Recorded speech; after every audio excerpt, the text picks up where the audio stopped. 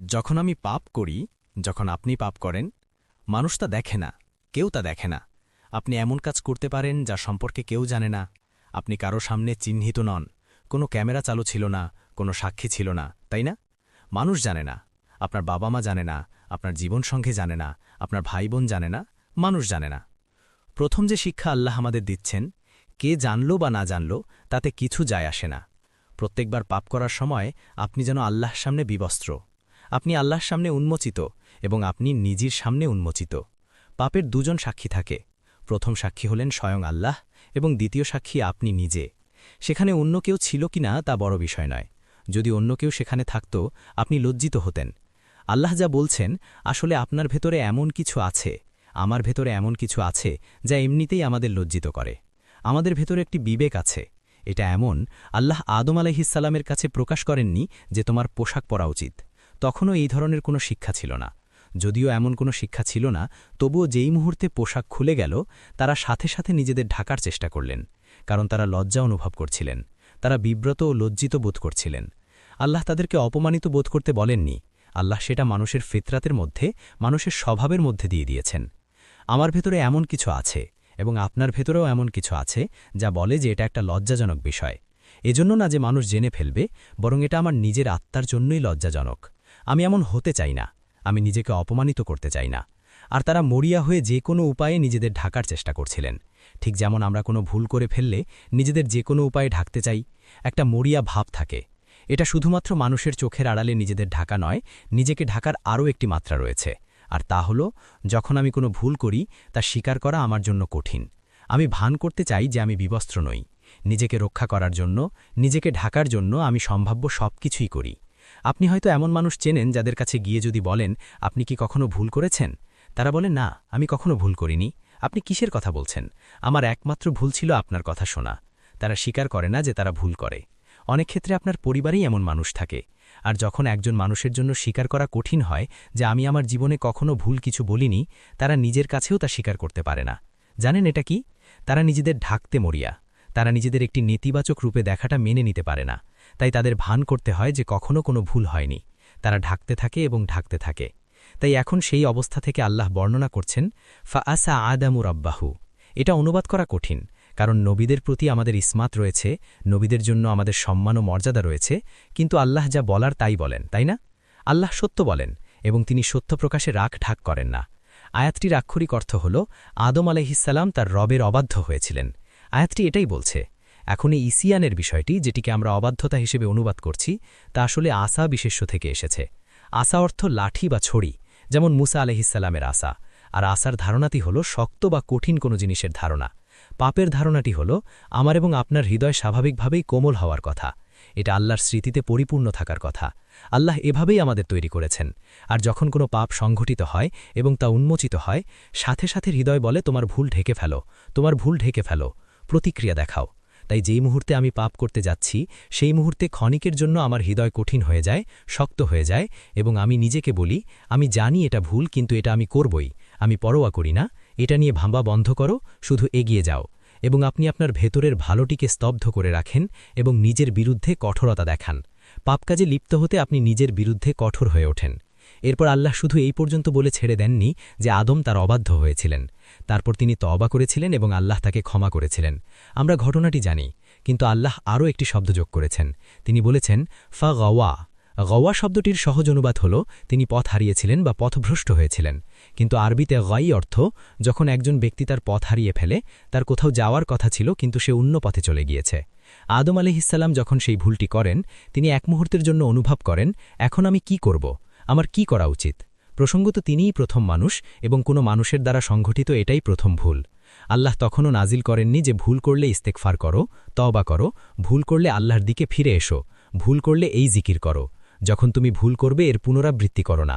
আল্লাহর কাছে প্রতিজ্ঞা করো তুমি আর ভুলটি পুনরাবৃত্তি করবে না। যখন তুমি ভুল করবে শুধু মনে রাখবে, আল্লাহ আল গফুর আর রাহিম। চিন্তা করো না, এর কোনো কিছুই তখনও নাজিল হয়নি, তিনি এর কিছুই জানেন না। আমরা জানি যে আল্লাহ এই বিষয়গুলো নাজিল করেছেন, কিন্তু তার কোনো ধারণাই নেই। তিনি শুধু এটুকুই জানেন যে আল্লাহ জান্নাতে প্রবেশের আগেই ইবলিসকে দেখেছিলেন। তিনি পুরো ঘটনাটি দেখেছিলেন। তিনি দেখেছিলেন আল্লাহ হুমকি দিচ্ছেন, আদমের সন্তানদের মধ্যে যারা ইবলিসের অনুসরণ করবে, আমি তাদের দিয়ে জাহান্নাম পূর্ণ করব। তিনি শুধু এটুকুই জানেন। তাই যেই মুহূর্তে তিনি পাপ করেছিলেন তিনি জানতেন না আল্লাহ তাকে কিভাবে দেখবেন। আমি কি একজন ব্যর্থ মানুষ? আমার অবস্থান কি এখন ইবলিসের মতোই? আমি কি প্রত্যাখ্যাত? আমি কি পুরোপুরি ব্যর্থ হয়েছি? আমি কি জীবনে ব্যর্থ? এখান থেকে ফেরার কি কোনো পথ নেই? আল্লাহ কি আমার সাথে আর কখনো কথা বলবেন? গোটা জান্নাত আমার কাছে ছিল, শুধু একটি গাছ থেকে দূরে থাকার কথা ছিল, আর আমি সেই একটি গাছ থেকেই দূরে থাকতে পারলাম না। এটা তো কঠিন নির্দেশনাও ছিল না। আমি কিভাবে এই ফাঁদে পড়লাম? আমি নিজের সাথে এটা কিভাবে করতে পারলাম? তিনি নিজের উপর রাগান্বিত। তিনি জানেন না নিজের সাথে কি করবেন। যেখানে থাকার কথা ছিল তিনি সেখান থেকে হারিয়ে গেছেন। আমার কোথায় যাওয়ার কথা? পোশাকটি কি কখনো ফিরে আসবে? আমি কি এই পাতা পড়েই থাকব? আল্লাহ আমাকে কি বলবেন? এখানে উদ্বেগ রয়েছে, ভয় রয়েছে, আত্মবিচার রয়েছে, লজ্জা রয়েছে, অপরাধ বোধ রয়েছে, অনুশোচনা রয়েছে। আল্লাহ আমাদের শেখাচ্ছেন, কারণ সেই পাপটি আপনাদের প্রত্যেকের জন্য, আমার নিজের জন্য এবং আমার পরিবারের প্রত্যেক সদস্যের জন্য। প্রত্যেকবার পাপ করার সময় একটি শিক্ষা হওয়া উচিত। এখন আমি কি করব? আমার কি করার কথা? আল্লাহ এখন আমাকে কিভাবে দেখবেন? আমি তো ভালো ছিলাম। আল্লাহ আমাকে সম্মান দিয়েছেন, ইসলাম দিয়েছেন। আমি কিভাবে এই ভুল করলাম? আদম আলাইহিস সালামের কথা ভাবুন। আল্লাহ আমাকে এত সম্মান দিয়েছেন, সমস্ত ফেরেশতারা সেজদা করেছিল। আল্লাহ আমাকে জান্নাতে একটি স্থান দিয়েছেন। আল্লাহ আমাকে আমার জীবনসঙ্গী দিয়েছেন। আল্লাহ আমাকে এই সমস্ত রিজিক দিয়েছেন। আমি কিভাবে আল্লাহর অবাধ্য হলাম? আমি কিভাবে তা করতে পারলাম? এটাই গাই। গাই শব্দটির আরেকটি অর্থ হল স্বস্তিপূর্ণ জীবনযাপন করতে না পারা। এর অর্থ কোনো ব্যক্তি আর স্বস্তিপূর্ণ জীবনযাপন করছে না। তার পাপ শুধু পাপেই সীমাবদ্ধ নয়, সে আর নিজের সাথেই থাকতে পারছে না। সে গভীর অস্বস্তির মধ্যে রয়েছে। সে স্বস্তি খুঁজে পাচ্ছে না। প্রকৃতপক্ষে গাই শব্দটি এক্ষেত্রেও ব্যবহৃত হয় যখন শিশুকে দুধ দেওয়া হয় এবং কখনো কখনো তার পেট গ্যাসে পূর্ণ ও শক্ত হয়ে যায় এবং সে ব্যথায় কাঁদতে শুরু করে, কারণ সে ঠিকমতো দুধ হজম করতে পারছে না। আল্লাহ যেন বলছেন যে যখন সে এই ভুলটি করে তার ভেতরে কোনো একটি অস্বস্তি তৈরি হয় এবং তার ভেতরে কোনো একটি অশান্তি সৃষ্টি হয়, সে নিজের সাথেই সহজ হতে পারে না। একই সূরায় এসেছে যে আল্লাহ ও তার রাসূলের অবাধ্য হবে, সে একটি অস্বস্তিকর, সংকুচিত, সীমাবদ্ধ জীবনযাপন করবে। পাপ দেখতে ভালো, এটা আকর্ষণীয়, কিন্তু একবার আপনি তা করে ফেললে একটি অস্বস্তি বোধ চলে আসে। ঠিক যেমন মানুষ মাতাল হলে পরের দিন অসুস্থতা দেখা দেয়, একই সাথে পরিণতিও আসে। এটাই ফিতরাত যা আল্লাহ সৃষ্টি করেছেন। আপনি পাপ করেন এবং এর সাথে আসে এক অস্বস্তিকর জীবন, এর সাথে আসে এই অস্থিরতা। আদম আলাইহিস সালাম এই অস্থিরতার মধ্যেই ছিলেন। এটা বোঝা জরুরি, কারণ যখন আপনি সেই অস্থিরতার মধ্যে থাকেন এবং আপনি পথ হারিয়ে ফেলেন, তখন আপনার মনে হয় আপনার আশা শেষ। নিজেকে মুক্ত করার জন্য আপনার কিছুই করার নেই, যা আসলে একটি খ্রিস্টান ধারণা। আদম সেই ফল খেয়েছিলেন, তার মুক্তি এখন অসম্ভব। কিন্তু ইসলাম বলে আপনার ভেতরে একটি আলো রয়েছে, আপনার ভেতরে একটি ফিতরাত রয়েছে। আল্লাহ আমাদের যে বার্তা দিয়েছেন সেটিও আলো। আপনার ভেতরের আলো আল্লাহর বাণীর আলোর সাথে মিলিত হয়। আল্লাহ এটিকে বর্ণনা করেছেন নূরুন আলা নূর হিসাবে। আল্লাহ আমাদের চমৎকার একটি ধর্ম দিয়েছেন, যেখানে আমরা ভুল করলেও এর অর্থ এই নয় যে আমাদের আলো অদৃশ্য হয়ে গেছে। এর অর্থ এই নয় যে আমরা এখন শেষ। আল্লাহ বলছেন আদম পিছলে গিয়েছিলেন, তিনি পথ হারিয়েছিলেন, কিন্তু তারপর তার রব তাকে মনোনীত করলেন, তাকে বেছে নিলেন। কেন আল্লাহ এমন কাউকে বেছে নেবেন যে ব্যর্থ হয়েছে? আপনি তো সফল মানুষদের বেছে নেন। আল্লাহ আদম আলাইহিস সালামকে ঠিক সেই মুহূর্তেই বেছে নেন যখন তিনি ভুলটি করেছিলেন। ভুল করলে আমাদের রব আমাদের ত্যাগ করেন না, বরং সেই মুহূর্তেই তিনি আমাদের বেছে নেন, আমাদের এমন বাণী শেখানোর মাধ্যমে যা আমরা তার কাছে প্রত্যাবর্তনের জন্য বলতে পারি। আদম আলাইহিস সালামকে সেই অসাধারণ শব্দগুলো দেওয়া হয়েছিল, রব্বানা জলামনা আংফুসানা ওয়া ইল্লাম তাগফির লানা ওয়া তারহামনা লানা কুনান্না মিনাল খাসিরিন।